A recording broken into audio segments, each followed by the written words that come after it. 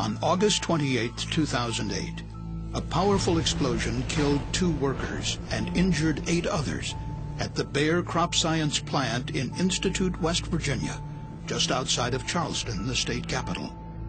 A Chemical Safety Board investigation found the accident resulted from a runaway chemical reaction inside a process vessel used to treat pesticide waste. The CSB determined that if the exploding vessel had taken a different trajectory, pieces of it could have hit nearby piping, potentially causing a release of highly toxic methyl isocyanate, or MIC, the same dangerous chemical that killed thousands in Bhopal, India in 1984. The CSB determined that the explosion at Bayer could have caused a release of MIC into the nearby community. And it raised a question: was there an inherently safer alternative to storing and using this highly toxic chemical?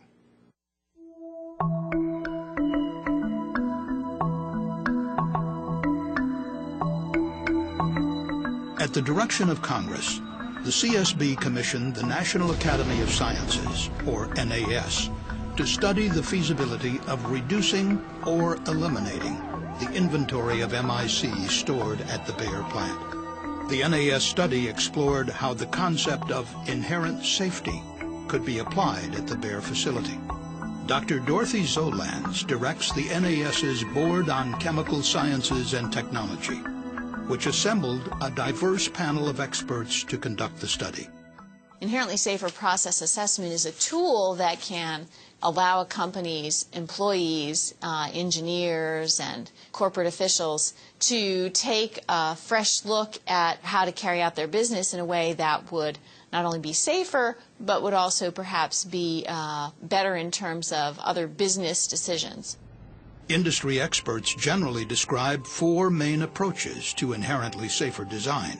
They are: minimize, reducing the amount of hazardous material in the process; substitute, replacing one material with another that is less hazardous; moderate, using less hazardous process conditions, such as lower pressures or temperatures; and simplify, designing processes to be less complicated and therefore less prone to failure.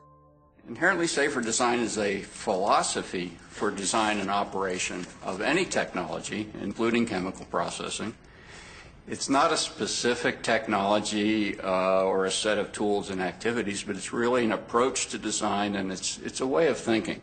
Longtime industry consultant Dennis Hendershot served on the NAS study panel and spoke in 2009 at a CSB public meeting about the advantages of inherently safer processes. And what that means is that the safety features are built right into the process, not added on. Hazards are eliminated or significantly reduced rather than controlled or managed. The NAS panel noted that the goal of inherently safer design is not only to prevent an accident, but to reduce the consequences of an accident should one occur.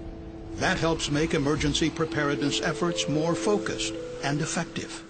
We may tend to think of certain principles of inherent safety as focusing primarily on mitigation or primarily on prevention, but I think there is some overlap there, and we can really address both aspects of risk, the likelihood of occurrence and the severity of consequences. NAS panel member Dr. Paul Amiot is a professor of chemical engineering at Dalhousie University in Nova Scotia, Canada. Not that inherently safer design will solve all ills or cure all ills. It won't deal with all hazards all of the time, but it's really important, I think, to ask the inherent safety questions before we go to adding devices and developing safe work procedures. The first choice after an accident is to say, how can we improve the design so this can't happen? Dr. Trevor Kletz is an internationally recognized chemical process safety expert. Very often you can change the design, often very cheaply and very easily, and people don't do it and don't see it. Prior to the 2008 accident, the Bayer Crop Science plant in Institute, West Virginia was the only facility remaining in the United States that produced and stored large quantities of highly toxic MIC. Bayer and the prior owners of the site used MIC to manufacture carbamate pesticides. Following the Bhopal disaster, other pesticide manufacturers had quickly moved away from the transportation and bulk storage of MIC. The NAS study noted that members of the community around the Bayer plant were concerned with the quantity of MIC and wanted a process that eliminated or reduced use of the dangerous chemical. According to the report, Bayer and its predecessors considered factors including risk, cost, quality of final product, and community perception when evaluating alternative methods for producing carbamate pesticides. In its most recent decision about its manufacturing process, Bayer was weighing off the toxicity and hazard of MIC in the process against a process that might have used less MIC but would have generated more wastewater. Each of the processes that were considered had drawbacks and positive aspects. Bayer ultimately decided against the process that reduced MIC. But some community members remained unsatisfied, eventually bringing a lawsuit against Bayer over plant safety concerns. Early in 2011, a federal judge granted a temporary restraining order, stopping Bayer from restarting the MIC unit. Meanwhile, the Environmental Protection Agency and Bayer had agreed to phase out various carbamate pesticides. On March 18, 2011, Bayer told the court and the public that it would not seek to restart MIC production at the plant and would end the manufacturing of carbamate pesticides deemed hazardous by the World Health Organization. In the Kanawha Valley, decades of controversy drew to a close. The Bayer plant no longer produces or stores MIC, but the CSB believes the NAS study and other publications illustrate how the chemical industry could benefit from incorporating the principles of inherently safer design into making decisions. Decisions which will satisfy the interests of chemical companies, workers, and members of the communities near their plants.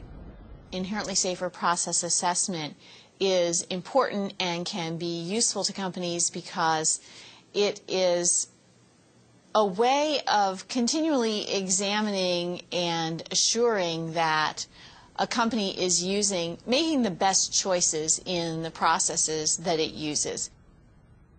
In the course of its investigations, the CSB has noted many cases where inherently safer methods of production could have prevented or reduced the consequences of deadly accidents.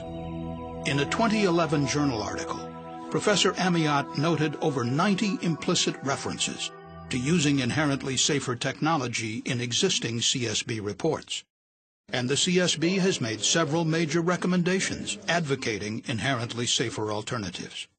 For example, on February 7, 2010, 6 workers were killed in an explosion at the Clean Energy Power Plant under construction in Middletown, Connecticut. The blast occurred during a planned pipe cleaning activity called a gas blow. Natural gas was forced through newly constructed piping at high pressure and volume to blow out debris that could damage turbine blades. The gas vented directly to the atmosphere from open pipe ends and accumulated in a congested outdoor area where it found an ignition source and triggered a massive explosion. We were surprised to learn that such an unsafe procedure was commonly used throughout the electric power industry. There are inherently safer ways to clean piping, and the CSB believes they should be used. The CSB recommended inherently safer alternatives to flammable natural gas for pipe cleaning. The CSB investigation found that cleaning with compressed air was equally effective and completely avoided the explosion hazard without significantly affecting costs. The CSB urged OSHA, state governments, and the National Fire Protection Association, or NFPA, to ban gas blows in their regulations and codes. Connecticut promptly outlawed the practice, and the NFPA developed a new code mandating the use of inherently safer alternatives, like compressed air cleaning. The principles of inherently safer processing can be an effective way for chemical companies to eliminate or reduce hazards, prevent accidents, and protect nearby communities. The CSB strongly urges companies to implement the 4 main approaches to inherent safety: minimize, substitute, moderate, and simplify throughout the entire life cycle of hazardous chemical processes, from the initial design phase to operation to final decommissioning. For more information on the CSB's investigations, please visit csb.gov.